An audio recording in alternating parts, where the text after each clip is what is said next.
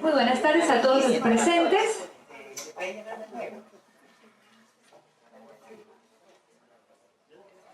Sean todos ustedes bienvenidos al ciclo de conferencias, un día más de interesante información sobre historias, leyendas y tradiciones en el Guayaquil colonial. Hemos celebrado toda esta semana con grandes conferencistas como el arquitecto Melvin Hoyos Galarza, la arquitecta Antonieta Palacios Jara, el licenciado Gabriel Paredes Villegas. Hoy tenemos el agrado de contar con un gran profesional, el conferencista licenciado Germán Arteta Vargas. Quiero aprovechar la oportunidad, antes de presentarlo, de invitarlos cordialmente el 6 y 7 de septiembre a las 18 horas en el Museo Municipal.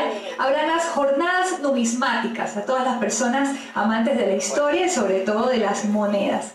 Pues va a estar también muy interesante. El 6 y 7 de septiembre a las 6 de la tarde en el Museo Municipal.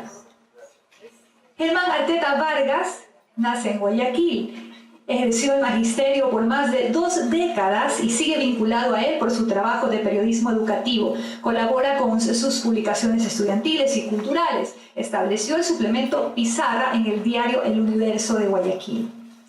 En el mismo diario ha sido redactor de las columnas Un día como hoy, Calendario histórico, asimismo los espacios semanales, Guayaquil nostálgico, Imágenes de Guayaquil, Gente con historia. Produce y coordina las denominadas cartillas y suplementos históricos de El Universo, publicó con motivo de las efemérides históricos del Ecuador. Tiene editado Breviario Cívico Estudiantil, 4 tomos, Recaditos Sabios, Apuntes para un diario escolar, Cartilla Bolivariana, Madre Naturaleza, Folclore Ecuatoriano y Perfiles Eternos. Ostenta varios premios de concursos literarios de poesía y ensayo histórico. Pertenece a varias entidades periodísticas y culturales, como Asociación de Periodistas Educativos del Guayas, Casa de la Cultura del Guayas, entre muchas otras. Lo recibimos con un fuerte aplauso para la conferencia de hoy, Legado de las Tradiciones Coloniales. Bienvenido, licenciado Arteta.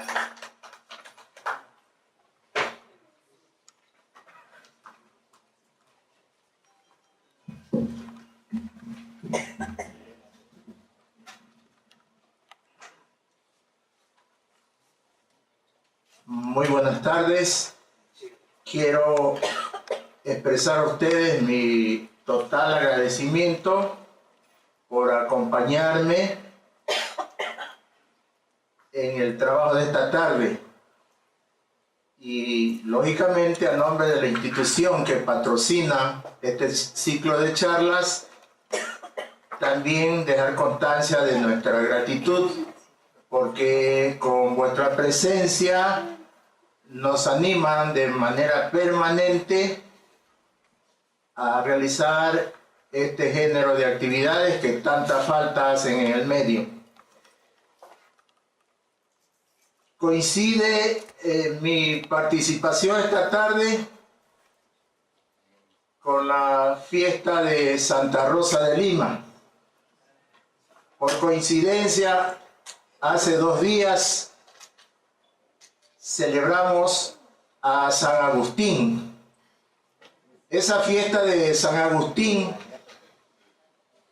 que nos deja entrever la fabulosa e interesante danza de los mojigos, la danza de los diablos, que estuvo vigente en nuestra ciudad y que después de un buen tiempo dentro de la misma etapa colonial cruza el río, sube por el Babahoyo y dentro de uno de sus cauces y de sus,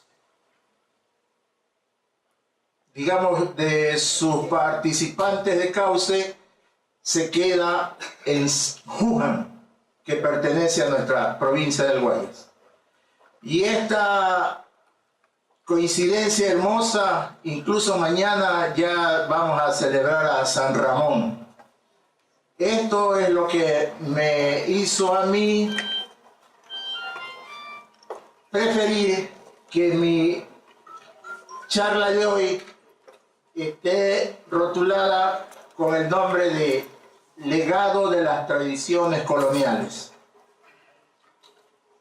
Y decía yo, por tantos años estar acostumbrado a la tarea periodística, donde debemos ganar tiempo para cerrar la edición y debemos ganar espacio, ser breves para no presentar una, sino varias noticias que en verdad ayuden al público. Me he tomado la molestia, y les ruego a ustedes comprensión, una parte de mi participación aquí la he traído escrita hasta dejar aclarados ciertos puntos. Y digo yo que con mi saludo cordial y toda mi gratitud por vuestra agradable compañía en esta tarde de evocaciones porteñas, ratifico igualmente mi felicitación a la Dirección de Cultura de la Municipalidad de Guayaquil, conjuntamente con la Dirección de la Biblioteca, por organizar este certamen que abona mucho en favor del rescate y conocimiento de la memoria de la ciudad. Y también le agradezco por haber considerado mi nombre para que comparta con ustedes este rememorar de situaciones incuestionablemente ligadas a la historia guayaquileña. Adentrarse en el repaso del mundo de los recuerdos de la ciudad-puerto es una labor algo difícil por la diversidad que aquellos encierran, pero es una experiencia altamente gratificante por el caudal de emociones que surge al repasar una y otra vez cada tema, que se revelan con toda esa carga de situaciones sociales, económicas y afectivas muy decisivas a lo largo del tiempo para conseguir la aparición y el robustecimiento de la identidad de esta metrópoli que desde siempre besa el río Guayas. Acostumbrado como estoy a la crónica periodística volandera, pero no por ello huérfana de seriedad y deseosa de comunicar lo que verdaderamente es positivo, les propongo un viajecito a vuelo de pájaro, a ojo de pájaro, para revisar de manera breve esos pasajes de lo que ya dieron oportuna cuenta ese aplaudido grupo de historiadores, cronistas y tradicionistas, entre los cuales se encuentran las figuras de Modesto Chávez Franco, José Antonio Campos, José Gabriel Pino Roca, Carlos Saona y Julio Estrada y Casa. A esa lista, por justicia, tenemos que agregar los nombres de Rodolfo Pérez Pimentel, José Antonio Gómez Iturralde, Jenny Estrada Ruiz, Guido Garay, Melvin Hoyos y muchos otros contemporáneos que me abstengo de mencionar por el peligro de olvidar alguno, pero que a los que sí rindo mi homenaje por rescatar y continuar en la perseverante acción de hurgar documentos e investigar y estudiar lo necesario para ampliar conceptos y fortalecer esos testimonios de que Guayaquil es dueña de una historia plena de brillantez. Con estas consideraciones previas, juntemos memoria y hacia allá vamos. Para darle precisión al tema, nos situamos entre 1547 y 1830. En 1547, porque de ahí Santiago de Guayaquil ya tiene un asiento definitivo que le permitirá comenzar a consolidar su identidad de ciudad y proyectarse hacia la historia, en medio de pestes, ataques de piratas, incendios y tantos otros avatares que pudo vencer gracias al espíritu indomable de sus hijos y de quienes recalaron en su tierra y aportaron a su grandeza. Así es, luego de 13 años de recorrer diversos asientos, después de su nacimiento legal en agosto de 1534 en la sierra, Guayaquil se ubica en 1547 en la falda de Lominchao, el Cerrito Verde, el de la Culata y por último el Cerro Santana. Desde entonces, repito, Guayaquil iniciará su vida definitiva para convertirse en la futura ciudad despierta al comercio, al arte y la cultura, con los que gana un sitial y una identidad dentro de la etapa colonial, que para efectos de este apurado ensayo no marcamos su determinación en 1820, que es el de su independencia, sino que lo dejamos transcurrir un tiempo más, hasta 1830, porque para la demanda del tema es imposible marcar una fecha única y los rezagos, para bien o para mal, continúan manifestándose. Para décadas más adelante de su emplazamiento definitivo de 1547 en la falda del Cerro Santa Ana, el vecindario de Guayaquil mira más allá del sitio originario y la población se expande. Gracias a su estratégica ubicación y condición de puerto, la ciudad, la nuestra, la del río Guayas, goza de un activo comercio y una conexión con otras ciudades del continente, factores que le permitirían un intercambio permanente de noticias, actividades y visitantes que no solo estaban interesados en lo comercial, sino en otras expresiones del arte y la cultura en general.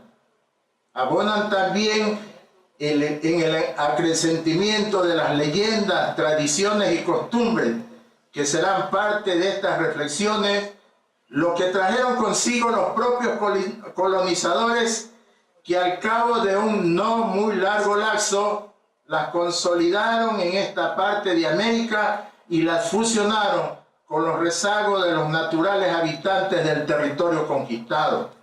Allí pues el sincretismo o fusión de costumbres que en el caso de Guayaquil predominaron, por incuestionable lógica, las traídas desde los lares españoles. Fueron alrededor de 283 años, de acuerdo con la propuesta del comienzo y finalización de la etapa fijada para esta exposición, durante los cuales surgieron y se consolidaron leyendas, tradiciones y costumbres que forjaron la identidad de Guayaquil colonial y que han continuado proyectándose desde el siglo XVIII hasta el siglo XXI que estamos viviendo.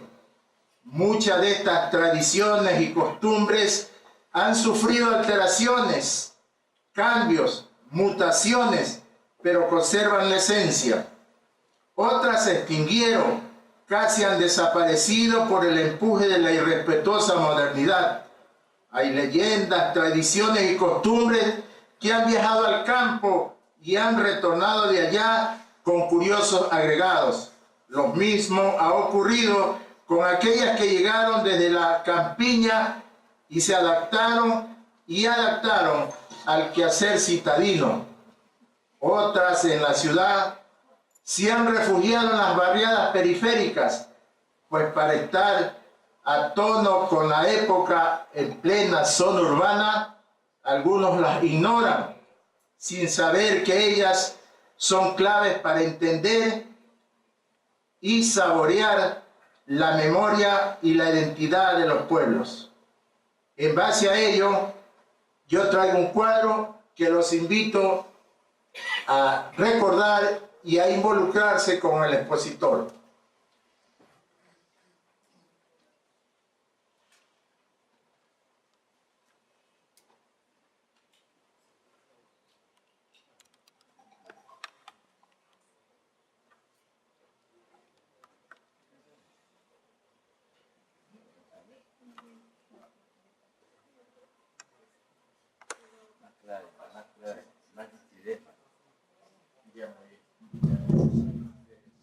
Bueno.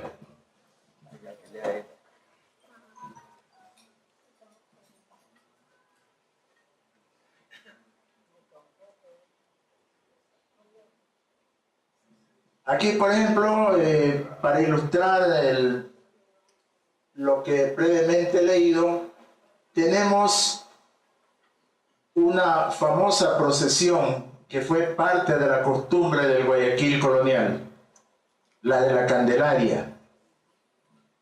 Se celebraba la Candelaria el 2 de febrero de cada año. Se festejaba con mucha pompa. Participaba el pueblo de Guayaquil, sus autoridades. Esta costumbre de celebrar la Candelaria, o sea, de la purificación de la Virgen o la presentación del niño en el templo, que la iglesia ha fijado para el 2 de febrero, esta costumbre, digo, la trajeron los sacerdotes agustinos. Y la celebración precisamente partió desde la iglesia de San Agustín, que en sus primeros años se asentó donde hoy estamos nosotros.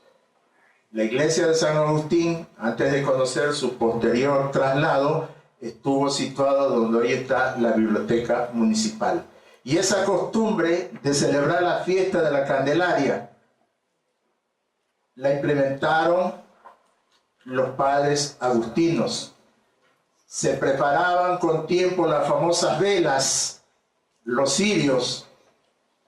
Habían las famosas cererías, o sea, donde se preparaban los cirios, las velas, y la gente, cuando asistía a misa, la ponía delante del altar y los sacerdotes para que sean bendecidas. Y la creencia, allí viene la fusión, el sincretismo. Gracias a la creencia, cuando había esos feroces aguaceros, esas tremendas tormentas que antes azotaban a la ciudad, servían para encenderse en el altar o ponerla en un sector privilegiado de la casa para que espanten las tormentas y no suceda nada grave a la familia. Continuamos. Bueno, por ahí yo he puesto unos dibujitos medio curiosos. Aquí está otra costumbre que por muchos años se mantuvo en Guayaquil, los famosos aguateros. Guayaquil no contaba con el agua potable. No se podía tomar incluso ni el agua que estaba frente a nuestro río. Había que traerla desde mucho más lejos porque especialmente cuando era invierno, los cauces de los ríos aumentaban, el mar también hacía lo mismo y los salobres iba a dar mucho más arriba hasta el sector de San Borondón. Y los guayaquileños eran con agua salada. Entonces tenían que buscar otros afluentes, como los afluentes del Daule, para en pleamar recoger el agua y hacerla benigna para el consumo de nuestros hermanos pobladores de época de la colonia. Bueno, ahí tenemos otra costumbre que gracias a Dios todavía permanece, es la de la famosa costura de nuestras abuelas. Todavía se teje, ya no mucho, pero también fue una saludable costumbre de nuestros mayores, y en la colonia las damas que no contaban todavía mucho con cine, no tenían el celular a la mano, no tenían otras cosas, se dedicaban a tejer y nos entregaban unos hermosos tapetes, unos hermosos manteles. Y un trabajo que predominó muchísimo en la etapa colonial, además de los carpinteros navales encargados de construir los barcos, fueron los calafateadores, que eran los encargados de usar la brea para ponerla en las uniones de las maderas y que el agua no se filtre y para que pueda el barco, la embarcación mantenerse a flote. Continuamos. Bueno, recordar, aquí tenemos una verdadera pléyade de cronistas nuestros, de los cuales nos debemos sentir orgullosos y a las cuales todos los historiadores contemporáneos una y otra vez recurren a ellos. No se crean que los historiadores modernos han descubierto el agua tibia. Ellos marcan el antecedente porque incluso nacieron a principios del siglo pasado, del siglo XX, y ellos pudieron estar en contacto con gente que asimismo, por medio de sus abuelos, de sus mayores, traían esos rezagos, esos conocimientos de la época colonial. Aquí tenemos, ustedes fácilmente lo identifican, don José Gabriel Pino Roca,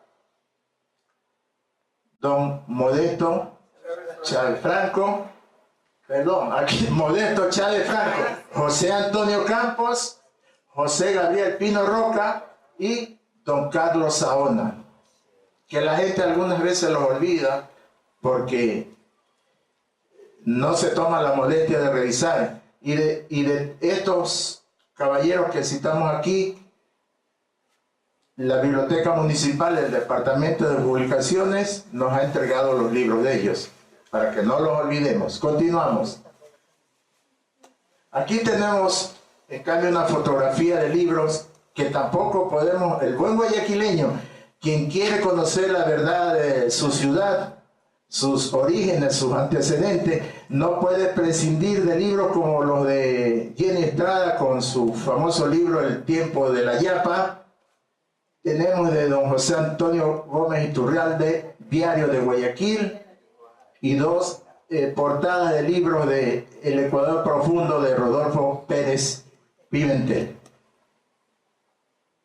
Continuamos. Aquí también tenemos de Modesto Chávez Franco, de Liliana Cueto, que hace importantes investigaciones sobre Guayaquil colonial, especialmente en el campo del comercio. Tenemos otro de José Antonio Gómez Iturralde y una obra magnífica que nos entregó hace un par de años, Melvin Hoyos Galarza. Ahí tenemos, repetimos, no he cansado de repetir, decir que de 1547, cuando Guayaquil ya se asienta definitivamente, eso es propicio para que desarrolle su personalidad y se consolide como ciudad. Lógicamente las invasiones de los piratas que tanto mal le causó a Guayaquil, pero sin embargo hubo algunos corsarios, algunos piratas, bucaneros, muy cultos, que cuando llegaron a la ciudad, recalaron en ella, en sus cercanías, escribieron sobre la ciudad y nos dan un testimonio de cómo éramos nosotros allá por los siglos XVI, XVII.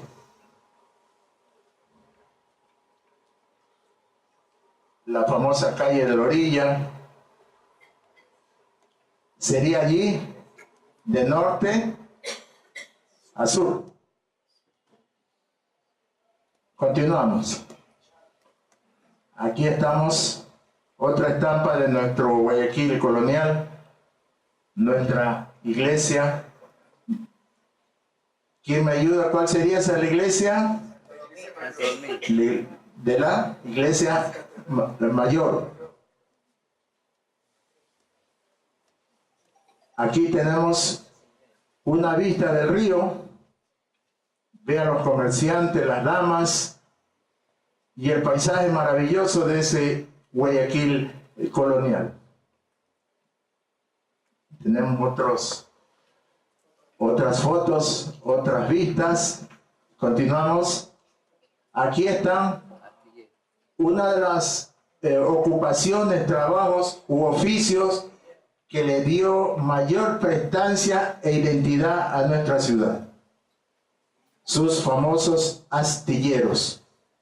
Ahí vemos en plena faena los maestros carpinteros navales y también, ya como dijimos hace un momento, deben estar alistando los calafateadores para terminar la obra. Otro oficio muy dado en la época de la colonia, el famoso farolero, que se alternaba con el rondín, el que iba tocando el instrumento y les iba pidiendo a las amas de casa que por favor apaguen las candelas de sus fogones por peligro a que aparezca un nuevo incendio. El transporte particular de aquella época, muy remoto.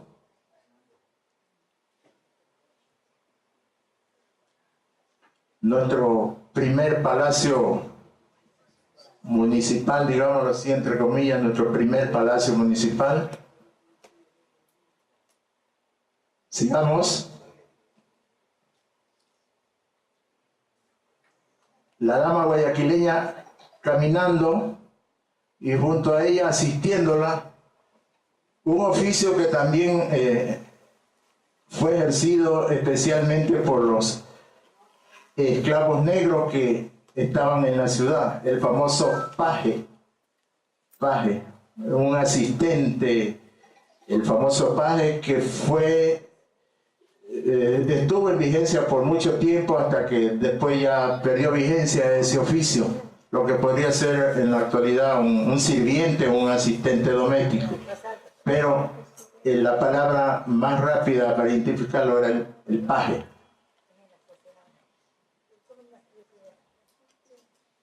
Continuamos. Bueno, Guayaquil siempre estuvo identificado con el Guayas y el pescador artesanal siempre ha estado con nosotros. Las celebraciones religiosas de Guayaquil también han sido muy particulares y a ellas se han incorporado bastante folclore, la religiosidad popular, y cada vez y cuando nos entregan unos pasajes que no están totalmente desconocidos. En Guayaquil, por ejemplo, los nacimientos tenían también tanta difusión como actualmente lo es en la Sierra del Ecuador. Aquí también se celebraban mucho los nacimientos, la fiesta del 25 de diciembre. Guayaquil, por su carácter comercial, también fue, desde mucho tiempo antes del siglo XVIII-XIX, fue una gran exportadora de cacao. En sus alrededores y lo que venía de sectores de lo que hoy constituye la provincia de Los Ríos, pero que también primero fue provincia de Guayaquil. Toda esa cosecha de cacao llegaba al puerto, se lo asoleaba y de allí era embarcado a los barcos que llegaban para llevarlos a otros puertos del mundo. Ahora, inicialmente mi temita asignado era leyendas, tradiciones y costumbres de la época colonial. Pero ya después, cuando vimos así los títulos, yo dije, yo me voy, perdone que lo diga, pero a lo largo de los años, gracias a la columna de Diario del Universo, yo siempre me ha gustado escribir sobre las tradiciones y las costumbres. Entonces yo digo, mejor voy a asumir ese reto de hablar de las tradiciones y de las costumbres, pero para que me entiendan mejor, aunque ustedes conozco que es un público muy conocedor, muy sabio. De todas maneras dije, voy a poner unos conceptos para establecer la diferencia entre lo que vamos a estar conversando. Al hablar de leyendas, sabemos nosotros que leyenda es la narración de sucesos fabulosos o imaginarios, generalmente basados en un hecho o personajes reales, que se han deformado o magnificado por la fantasía o la admiración. Eso es una leyenda. Y Guayaquil colonial tuvo muchísimas leyendas que pasaron incluso a la etapa de la independencia y a la etapa republicana. Todavía hay ciertas personas de edad que nos hablan, nos conversan sobre esas leyendas. Lamentablemente digo que lo moderno es uno de los principales causantes de que ya no tengamos oportunidad de en una reunión de amigos conversar sobre esas leyendas tan sabrosas que antes nos causaban pavor, admiración, cuando estábamos en el grupo familiar o inclusive en la esquina con los amigos de muchachos cuando conversábamos sobre la viuda del tamarindo, nos entreteníamos, pero cuando ya aparecía la parte más escalofriante, el uno decía mejor cállate y otros salían corriendo porque ya no les gustaba. Aquí nosotros tenemos algunos ejemplos de leyenda. Guayaquil es leyenda. Recuérdese que por las investigaciones ya eso de que el nombre de Guayaquil se formó del cacique Guayas y de la princesa Quil, eso es una hermosísima leyenda, porque en Guayaquil estuvo, en el sector de Guayaquil estuvo el cacique Guayaquil, y de ahí es que la ciudad asume su nombre. Por eso ya Guayaquil queda descartado y pasa al plano de la leyenda. Lo mismo ocurre con Pozorja. Pozorja, nombre de una hermosa mujer que según la tradición sale del mar con belleza y todo, y cuando sus súbditos la buscan, ella usa una serie de artimañas, pero para bien. Y por último, con ese nombre de Pozorja, que quiere decir espuma de mar, quedó el nombre para ese bellísimo balneario que pertenece a la provincia del Guayas, Pozorja. Tenemos el Hada del Cerro Santana, otra leyenda que incluso en los textos escolares anteriormente se los ponía. Pero ahora le preguntamos a la nueva generación si el profesor o en las páginas del libro de lectura encontró algo sobre el Hada del Cerro Santana, ni bola.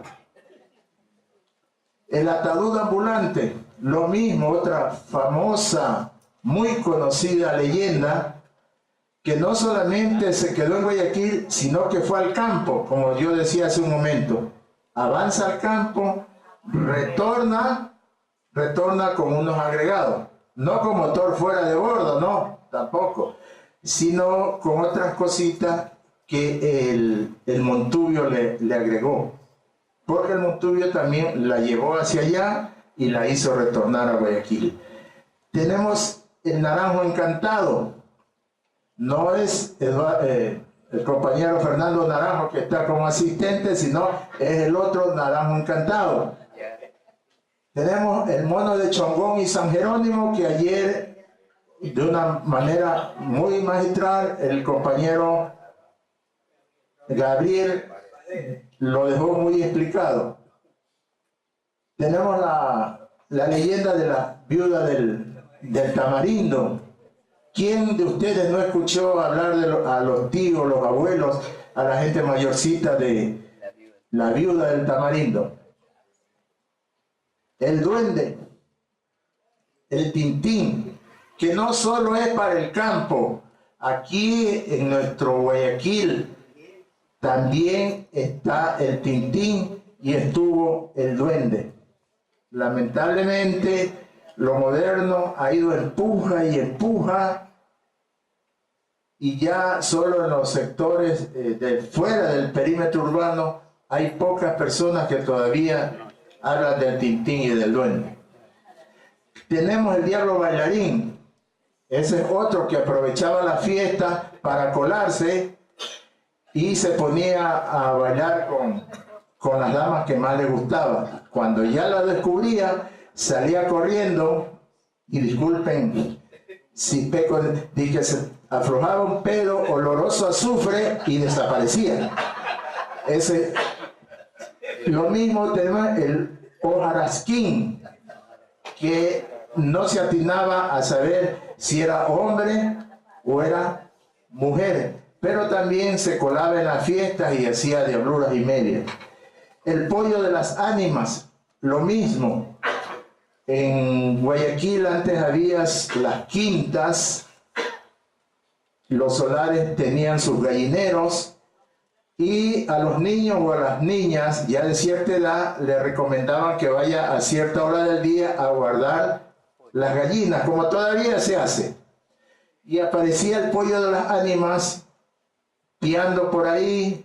Cuando la niña o el niño se acercaba a cogerlo para guardarlo, él avanzaba y el niño o la niña lo seguían hasta que se los llevaba monte adentro, y ahí venía el problema para la familia para rescatar. Tiene mucho parecido con lo que se escucha en la provincia de Esmeraldas.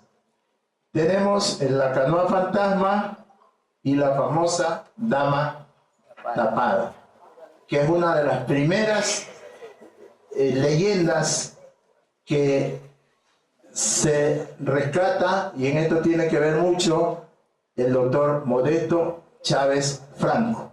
Seguimos. Bueno, esto es más o menos una cosita sucinta de lo que es el hada del Cerro Santana. Se cuenta de que antes de establecerse los huancavilcas en el territorio de lo que era la provincia de Guayaquil, di que existía un rey sumamente ambicioso.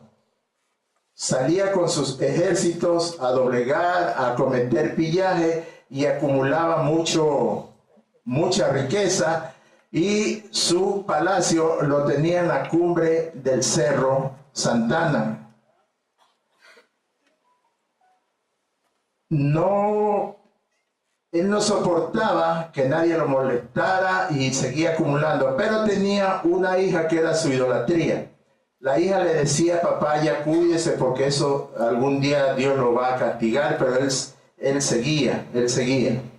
La señorita enfermó, y el señor, como era su hija idolatrada, mandó a buscar un brujo, un chamán, que vivía cerca del estero Salado, y lo lleva donde él, y le propone: si tú curas a mi hija, yo te ofrezco mucha riqueza, mucho poder.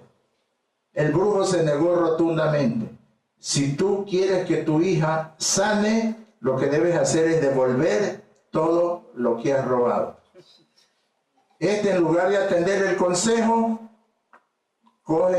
dice una hacha de oro, y trató de asesinar al brujo. Pero antes que esto hiciera, el brujo se tornó en una bola de humo, desaparece de donde estaba, y se escuchó una voz: por ambicioso, por mal padre, vas a morir ahora, tanto tu hija como tú. Cosa que efectivamente, después de un momento, se escucha, y todo el famoso palacio, que era lleno de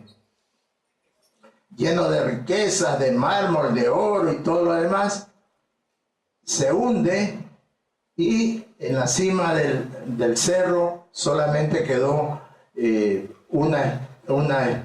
una espesa vegetación cubriendo. Pero esa voz que desaparece con el brujo le dice al rey: cada siglo va a venir regresar tu hija, y si tiene un novio que en verdad sea bondadoso, si el novio acepta casarse con tu hija, allí tú volverás a la vida, también tu hija, y gozarán tu hija y el novio de toda la riqueza. Pasa un siglo, aparece un joven, llegó al palacio, al palacio porque apareció el hada del Santana y le propuso disimuladamente: cásate conmigo porque yo te voy a dar larga vida y también te voy a dar riqueza. Pero este tipo también había sido ambicioso y no le acepta. Entonces el rey pataleó y no consiguió que su hija ni él fueran liberados. Esa es más o menos la trama de el hada del cerro Santa Ana, que no se llamaba así. Recordemos que primero fue Lominchao, después en tiempos de Francisco Orellana, Cerrito Verde, y posteriormente, cuando ocurre también otra leyenda, es donde cambia por Santa Ana. Tenemos el Naranjo Encantado, donde participa San Martín de Porres. No era San Martín de Porres, era apenas un niño que servía en la iglesia de los dominicos, y aparece San Martín participando de la leyenda del Naranjo Encantado. Sigamos. Y la dama tapada, que muchos de ustedes recuerdan, no por tunantes, sino porque la han leído. Dice que la dama tapada le aparecía a aquellos muchachones que en altas horas de la noche, después de andar en jorgas y diversiones, se atrevían a caminar por los recovecos de la ciudad. Entonces, cuando iban semi borrachitos o distraídos, se aparecía una bellísima mujer que los atraía, y ellos todavía con el último esfuerzo la iban siguiendo. Cuando estaban un poco alejados del bullicio de la ciudad, y él apresurado por estar mucho más cerca de la dama daba la vuelta y le enseñaba, aparecía, era una calavera. Esa era la famosa dama tapada. Algunos caían ahí mismo, otros patitas, ¿para qué te tengo? Y se hizo famosa la famosa leyenda de la dama tapada. Las tradiciones. Tradición es la transmisión de costumbres, creencias o elementos culturales hechos de generación en generación. También es la doctrina, costumbre conservada en un pueblo por transmisión de padres a hijos. Nuestros padres nos han transmitido una serie de tradiciones, y las tradiciones van muy de la mano con las costumbres. No se las puede divorciar totalmente ni hablar individualmente de ellas. Recordemos cuando éramos un poquito más jóvenes de lo que somos ahora, era una tradición o una costumbre que cuando yo me ausentaba de la casa: papá, voy a una reunión, ¿me da la bendición? Y el padre le daba la bendición. Tradición y costumbre. La santa celebraba su onomático, y era costumbre o era tradición que la santa preparara su chicha, la chicha de la santa. Y lo primero que nos entregaban a nosotros al llegar era un vaso de chicha. Después venía la mistela, el agregado. Ahora le dan una cola bien dulce y le dan cachitos, donde ya se ha perdido esta costumbre, a no ser que en algunos hogares todavía la mantienen. Es como decir del tallarín de gallina, ¿no? el aguado, le dieron paz y después vinieron otros platos, ahora le dan sushi, le dan otras cuestiones. Chaulafán.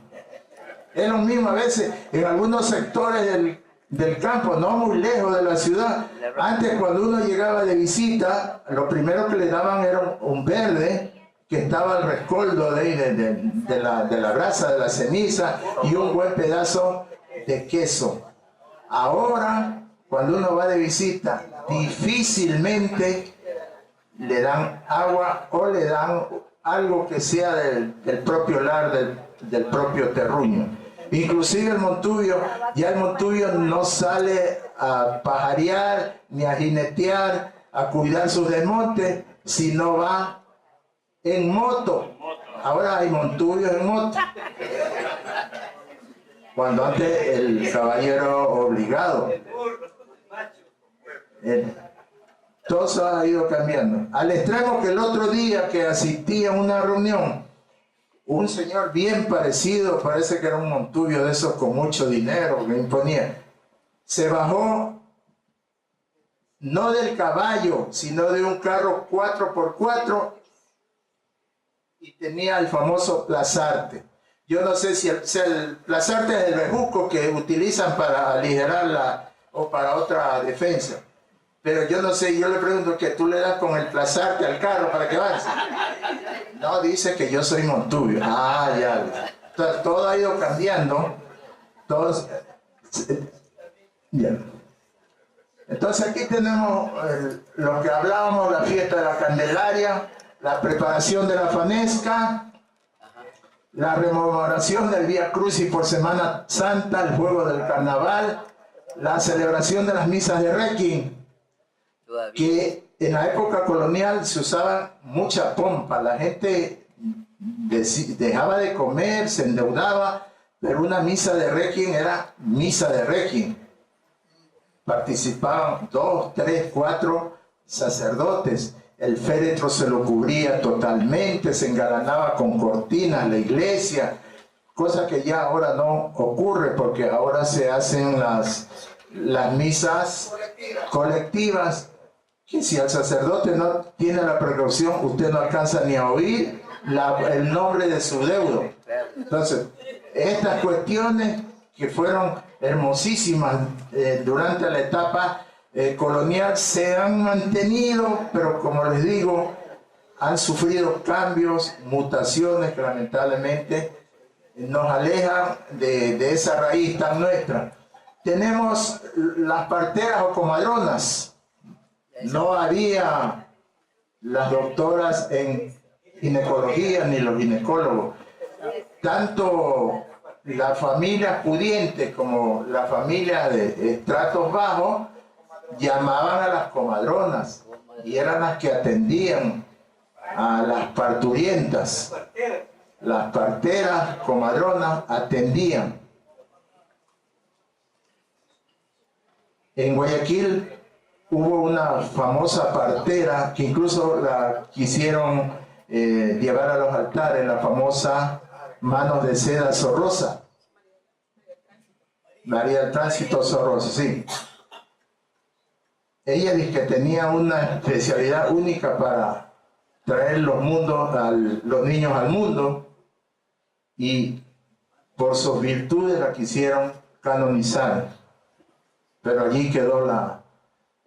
Tenemos los años viejos monigotes, que ustedes conocen mucho, la izada de los pabellones y disparos de salva en las fiestas cívicas o religiosas, las repicadas de campana. En Guayaquil ya no se escucha repicar campanas. En primer lugar, creo que no hay plata para pagarle a los sacristanes. Y otro, cuando edifican las iglesias ya no hacen campanario. Y es una hermosa costumbre porque antes, para darle una novedad al vecindario, se repicaban las campanas. Cuando doblaban, alguien se murió en el barrio, algo pasa. Ahora no escuchamos. Claro que la ciudad ha crecido tremendamente, pero ni siquiera en el barrio nuestro las escuchamos. Las veladoras o barchilonas también evolucionaron. Son las famosas enfermeras. Las famosas enfermeras que ahora son licenciadas en enfermería. Las barchilonas, ellas se encargaban de cuidar en la noche, especialmente a los enfermos en los hospitales o en las casas particulares. Es un término también que ya, para muchos, ya ha caído en desuso, ya no se escucha. Tenemos la preparación del ceviche y del cóctel de camarones, que es una de las pocas cosas que se mantiene, ¿no? Porque en la etapa colonial sí se hacía ceviche y también posteriormente se le agregó esto del cóctel de camarones, que es casi lo mismo. La preparación de la mazamorra o colada morada, que no es único de la región serraniega, sino también acá se hacía, porque en Guayaquil no habitaban solo los guayaquileños, como siempre. Guayaquil, una ciudad puerto, acogía negros, blancos, cholos, mestizos, de todo tipo de personas. La preparación del chicharrón es también, tiene que ver con nuestro folclore herbológico. En Guayaquil, antes de las calles pavimentadas, habían mucho chancho deambulando en cerdos en las calles, y eso era para someterlos, matarlos y hacer el famoso caldo de salchicha y lógicamente los sabrosos chicharrones. Tenemos la granjería o las preparaciones culinarias de las amas de casa y jovencitas del hogar que querían agradar a los familiares, amistades, amigos y pretendientes. La granjería, la niña que le pelaba el ojo a un muchachón y quería ser correspondida, bueno, no lo voy a conquistar por mi físico, sino por el estómago, y le preparaba los mejores potajes, y vaya usted a saber si caía el joven en los brazos de ella. Ya. Ordenar la pintada de retratos en familia también. La gente en la colonia, cuando ya se conoció a los pintores, a los que llegaban aquí, recalaban en Guayaquil esos artistas, lo mismo, se ordenaba a un pintor que vaya a la casa, al retratista, y toda la familia participaba en ese acto de ser pintado por un artista. Y una de las cosas también tan tradicionales como es las preparaciones de las famosas agüitas de vieja. Eso también, como le decía, como el ceviche o la mazamorra, es algo que se ha mantenido. No crea que en la colonia no tomaban agua de vieja, era lo que más tomaban porque no había demasiada medicina. Un cólico,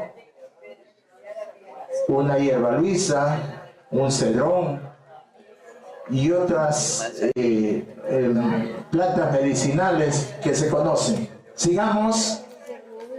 Bueno, ya le expliqué la fiesta de la Candelaria. Sigamos. La celebración de las misas de Requiem, las parteras o comadronas, y tenemos las costumbres. La hemos separado un poco, pero tiene que ver mucho con la otra.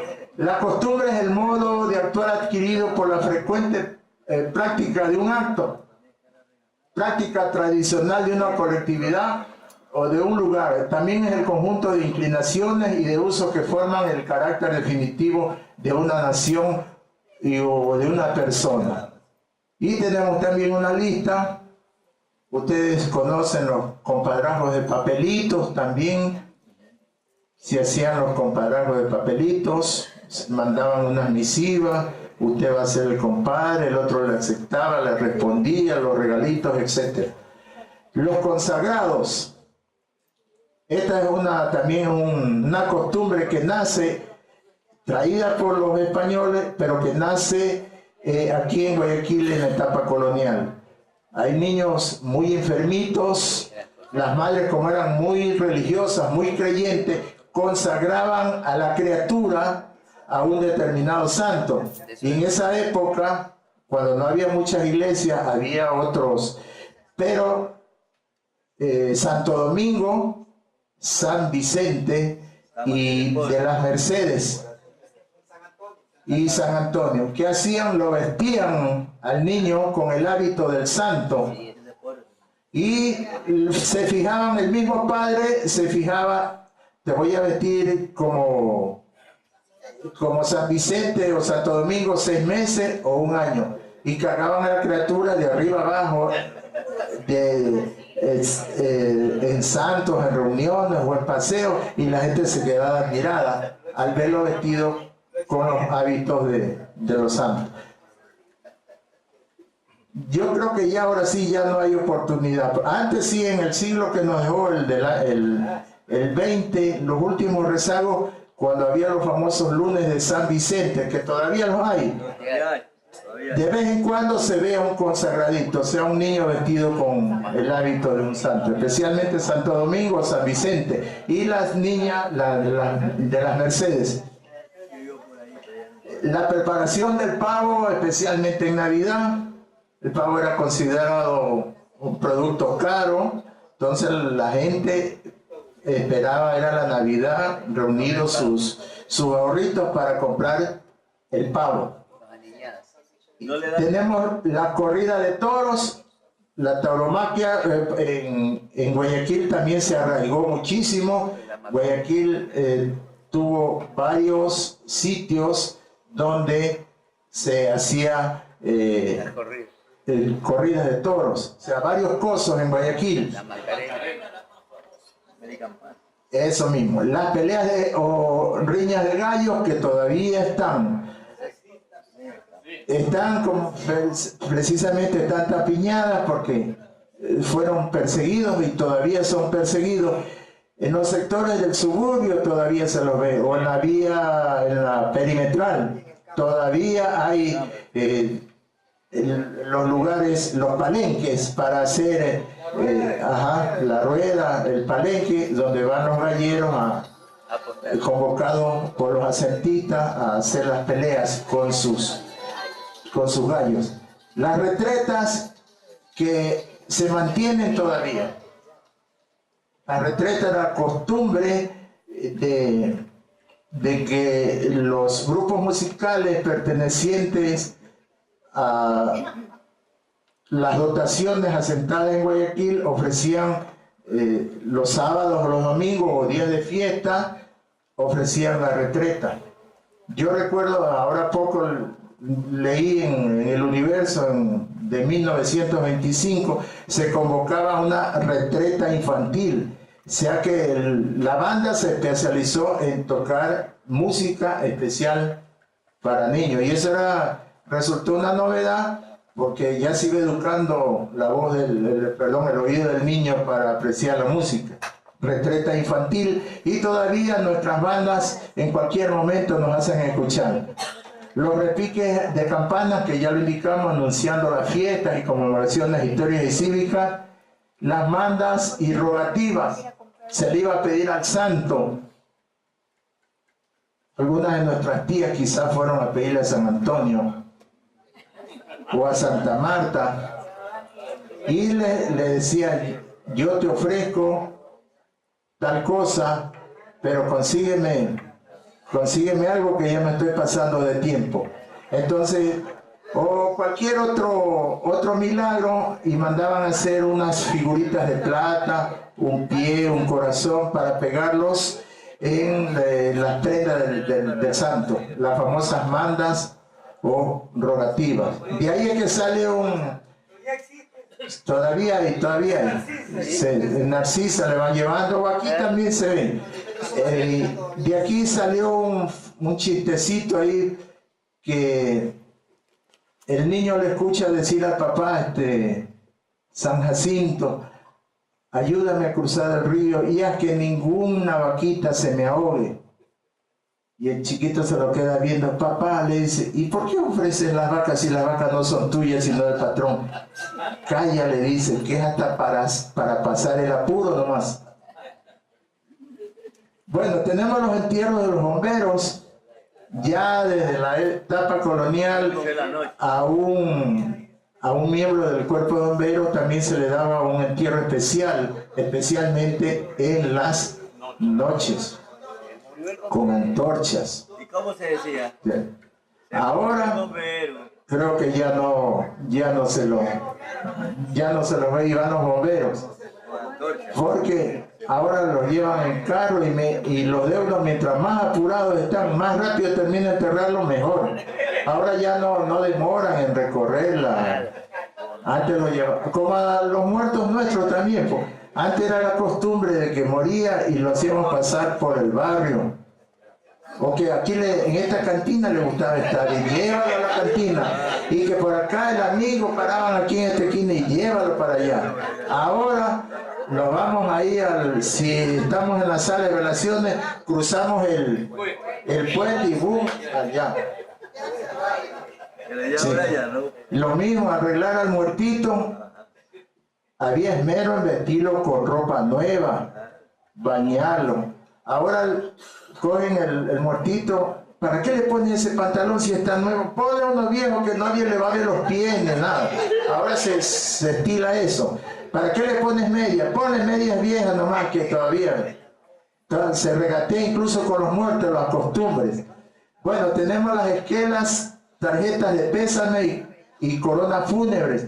Lo mismo, se estilaba mucho cumplir con los deudos. Cuando no había tiempo o no se sabía, se mandaba la ofrenda, la esquelita diciéndole mi sentido pésame, etc.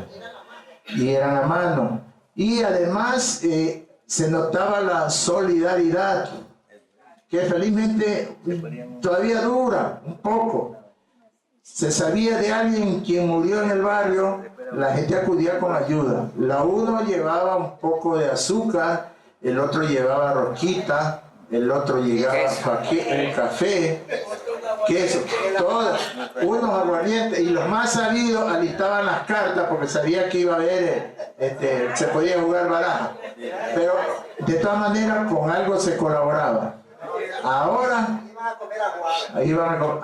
incluso ni los deudos nos llevan a la sala de velación y nos prometen mediante un acuerdo que nos dan café y dan unas cositas así pequeñitas que usted ni el sabor le siente, agua aromática le llaman. Entonces las cosas cambian. Bueno, es lo mismo en las casas, claro. El asistir a las funciones de teatro, Guayaquil gozó de las presentaciones de grandes compañías de teatro por su calidad de puerto. La gente primero, antes de ir al interior de la República, como lógicamente no había aviones, primero llegaban a Guayaquil. Aquí se presentaban buenos circos, buenos artistas, compañías de teatro, de danza. Así que cuando de otros sectores del país nos dicen que solo somos amantes del dinero y del comercio, eso es mentira. Tenemos que decirle que desde la colonia los primeros grupos topaban con Guayaquil y de ahí se repartían. Y un ejemplo clásico que está en un siglo no muy lejano es nuestro famoso compositor del himno nacional, don Antonio Neumann. Él llegó con su grupo de ópera, le gustó la ciudad y aquí se quedó y aquí hizo la música del himno nacional.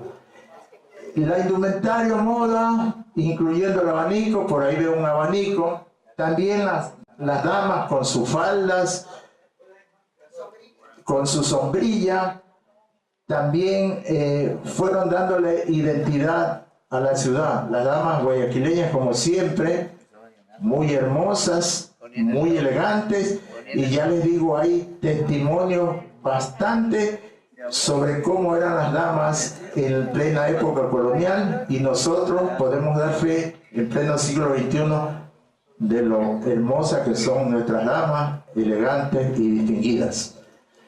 Y una cosita también muy curiosa, los famosos muebles de mimbre o esterilla. En casa se usaba mucho los muebles de mimbre o esterilla. Había talleres especiales para preparar el mimbre y la esterilla. Continuamos, estamos por terminar. Allí hacemos evocación de las serenatas o los serenos. Ya los españoles, cuando llegaron aquí, luego de soportar la invasión de los moros y todo lo demás, ya ellos habían tomado para sí las guitarras y se trajeron esa moda para acá. Y como también el español es conocido como dicharachero, vacilador, etcétera, etcétera, cuando eran pretendientes de alguna dama, inmediatamente va la serenata, puede hacer que resulte algo. Tenemos, además de las serenatas, las riñas o peleas de gallos que ustedes conocen. Continuamos, y las retretas. Continuamos. Y todo llega a su fin y dice, después de este corto viaje por algunas de las leyendas, tradiciones y costumbres de guayaquileños, etcétera, etcétera, colorín colorado, este cuento se ha acabado. Zapatito roto para que te cuente otro. Pero les vuelvo a repetir nuestra excitativa. Sigamos participando del conocimiento de nuestras leyendas, tradiciones y costumbres.